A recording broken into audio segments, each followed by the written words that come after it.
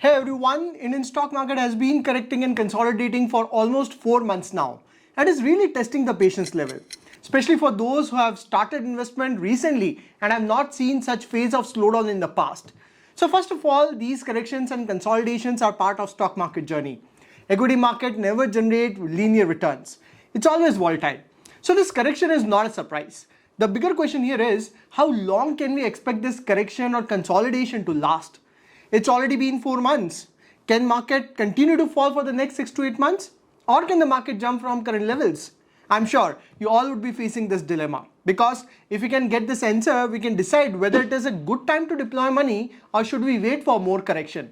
So in today's video, I would like to share my thought process on this correction and further expectation in the near term to medium term. So first of all, the reason why Indian stock market is falling is quite obvious. It's because of massive selling by FIs. In the last month itself, FIs have sold investment worth 1.14 lakh crore, which is by far the highest selling by FIs in a single month from the Indian market. And so far, in this month, FIs have already sold investment worth 25 to 30,000 crore. However, the bigger question is, why are FIs selling from the Indian market? So there are two key reasons. First is earning growth and second is valuation. If you look at the Indian economy, it has been growing at a steady rate since COVID lows. Companies were posting good earning growth and there was a good inflow of capital, especially from domestic Indian investors. So during COVID, valuations were very cheap. But due to massive investment in Indian stock market, the stock prices have jumped much more than the earning growth. Initially, the valuations were catching up with the earnings as they were very low. But when markets kept on going up, we reached a state where valuations went ahead of earnings. And that made investors uncomfortable. However, market kept on going up as the earnings growth was decent. But Q2 results have shaken up the Indian market. On one side, valuations were already on elevated levels, and on another side, the earning growth in Q2 is very disappointing.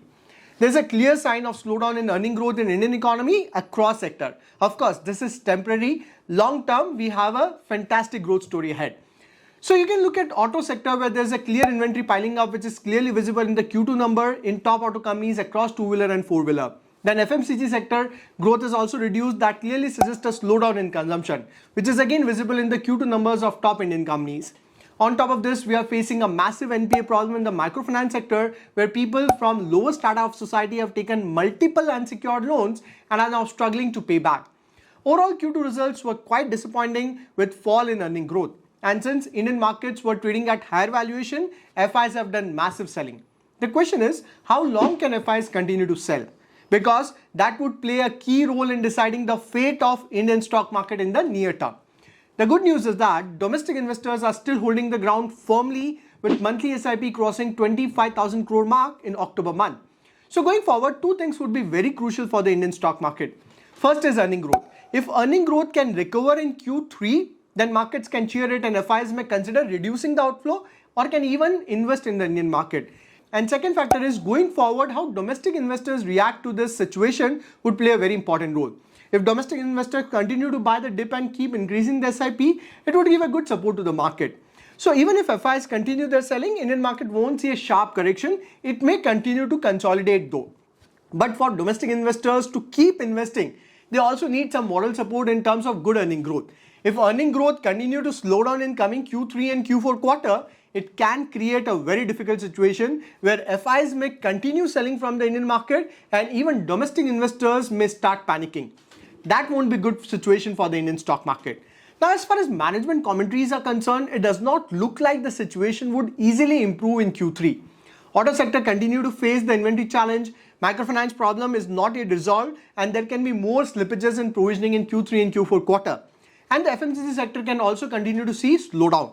So at this point in time, it looks like there's no sharp recovery expected in the Indian stock market, at least in the near term for next few months.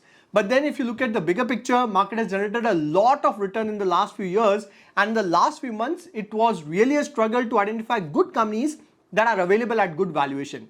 So this correction consolidation is quite healthy from a long-term viewpoint. Many stocks have already corrected 20 to 30% from the peak, and some are already looking reasonable now. Still, the valuations are not very comfortable. But another 5 to 10% correction in the market would result in further correction in individual stocks, and the valuations would become much better for long-term investment. Now I'm sure at this moment a lot of you would be thinking, Can you sell now and buy later when there is a further correction? On that, I'm very clear that nobody can time the stock market. I remember during COVID period when the market fell down badly, a lot of people did not invest as they were waiting for more correction. And then market zoomed exponentially and rest is history. The problem is that when market goes up, we think that it will never go down. And when the market goes down, we keep on waiting for more correction to invest.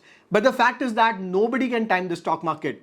I'm 100% certain that by the time we would realize that everything is fine in the Indian economy and we are back on growth, markets would already be touching a new high because markets are always forward looking. So the point is, don't wait for the perfect time. Yes, this slowdown in market can persist for next few months as the economic situation is not that great. There are clear signs of slowdown. However, as far as long-term picture is concerned for the next 10-20 years, it's a great time to be invested in Indian market. You just need to keep your expectations right. Follow a right asset allocation strategy, have a fine balance across large, mid and small cap as well as across themes and sectors. And yeah, that's it. Don't look at your portfolio 10 times a day because that would only create further panic. Personally, I am hopeful that just like October 23 till March 24 period when market corrected and consolidated, that created a fantastic opportunity for investors. I hope to get that similar opportunity now so that I can invest in good companies at reasonable valuation. Now that the Q2 result season is over, maybe I can discuss companies that have posted excellent numbers and worth considering. At the same time, I would like to convey that don't get too excited with just one or two good quarter results and don't get too disappointed with one or two bad results. Because if you keep buying and selling stocks based on quarterly results, you would end up with a new portfolio every quarter. And that won't really help you as long-term investor. So just keep patience and conviction. I know that it's not that easy. You have to practice it, but you got to look at the long-term bigger picture. So this is it from my side. Just wanted to share my thought process on current state of stock market. The key takeaway is that major reason for this correction and consolidation is due to elevated valuation and relatively slower earning growth. As a long-term investor, there's no need to worry. Stay invested in good companies and utilize this correction as an opportunity to identify good business at reasonable valuation and invest in a systematic manner. For more details, you can also explore my weekly video series where I share one exclusive video every week that include my own investment strategies. You can get the details on my website or via the join button of this YouTube channel. I'll see you next video. Till then, take care.